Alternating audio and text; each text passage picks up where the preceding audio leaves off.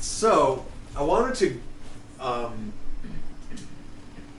begin the journey today and to talk a little bit about the hero's journey. In storytelling, in myth, in movies, there's kind of a classic human experience of the hero being called out of the ordinary life into something extraordinary.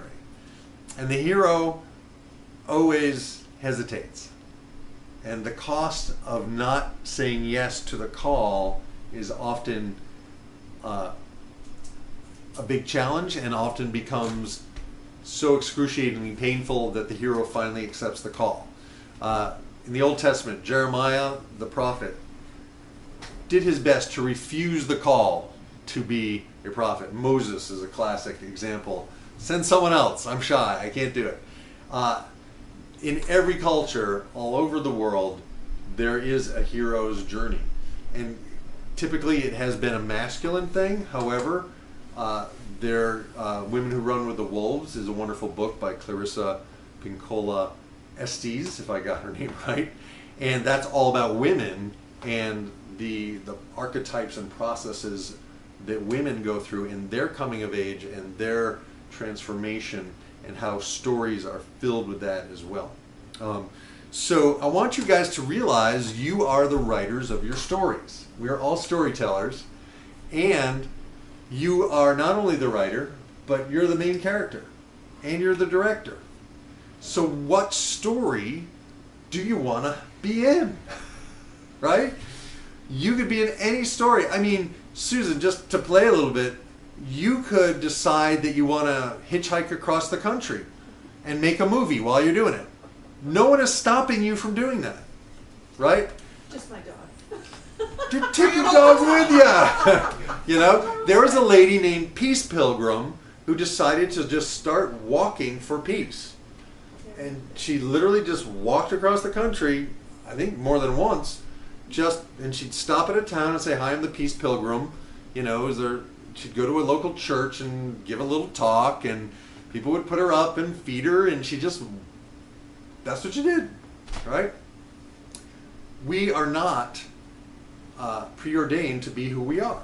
We made this up.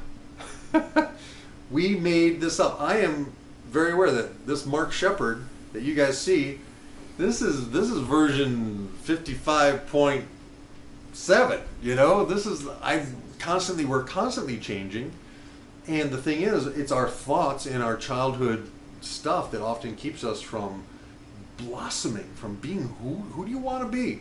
Grandma Moses started painting at a late age, you know.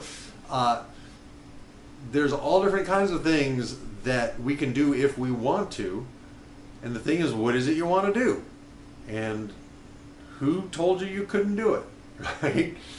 And so I want to challenge you guys to really begin to, expand who you think you are. Who do you think you are? Think more.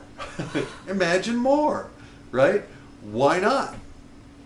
It's like we're not going to live forever. Why not do exactly what you want to do and be who you want to be? Even if you fall down a few times, right? That's what the song's all about. Push out into your edges, expand your world a little bit, because why not? What else you got to do?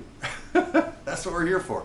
So I've noticed that almost every week there is something that comes up for me, some challenge. I get triggered, something to work through, and I used to kind of dread that, and now I'm like, bring it on. Bring it on. This is cool. We got to work on stuff, we got to, and every time I open my heart to whatever I was resisting, I get a breakthrough. I move to another level. Something else happens. Something expands. And then what happens is the energy begins to flow.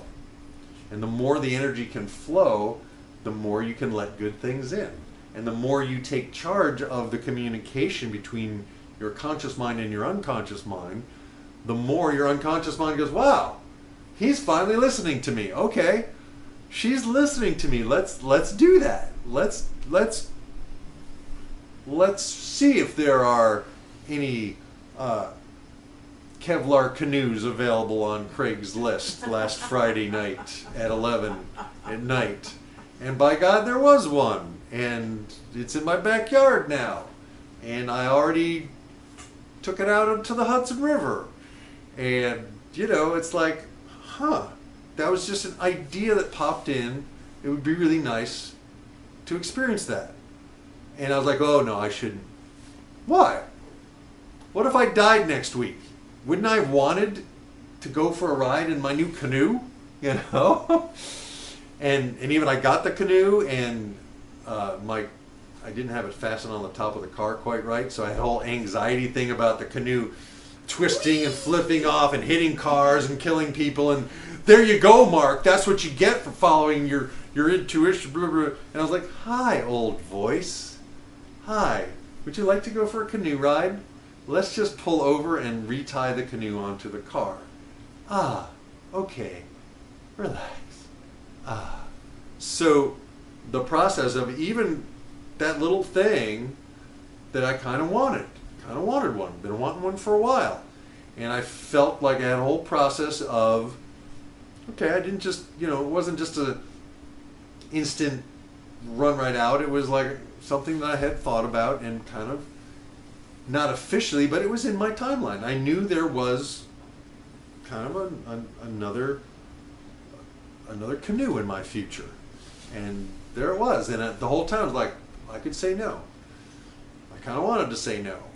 But I was able to lift the canoe up and put it on the car by myself, which was the idea, so that I can, on my way down to the recording studio, there's a wonderful place to paddle. And quite often after I record, I just want to go to this beautiful place and get in the water and paddle. I thought that would be cool. Held an image in my mind. It was really weird because I even accidentally texted, thought I was texting Ursula about the canoe, but I ended up texting my recording engineer about the canoe because he was in my mind, because that was kind of one of the places I wanted the canoe for, right? How interesting. So to notice the pictures, the thoughts, the patterns, the feelings, the old beliefs that are coming up in you, and being gentle with it and going, oh, hi there, old friend. Thank you. Let's play with this. Let's play. Let's play. What if this was play? Oh my gosh. So that's my 2 cents for today. And so I want to do a quick little bit of hypnosizing. You guys feel like a little hypnosis today? Kathy's like, what's going to happen? who am I going to be after this? And this is interesting as we talk about, recreating ourselves and deciding who we want to be, and then kind of going for who it is we want to be.